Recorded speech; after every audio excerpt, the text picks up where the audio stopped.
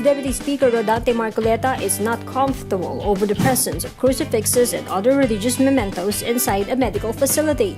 He filed a bill to make it optional for patients.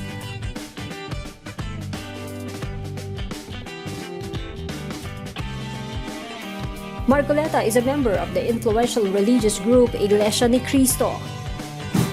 He stresses having crucifixes in hospital rooms presupposes singular church membership.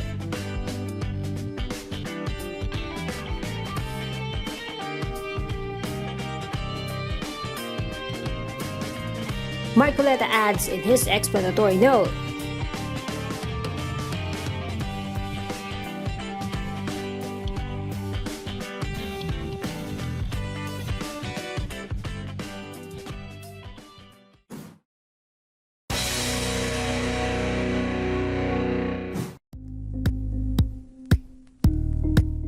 Thank you for watching Politiko TV. Please like and subscribe to our channel for more videos.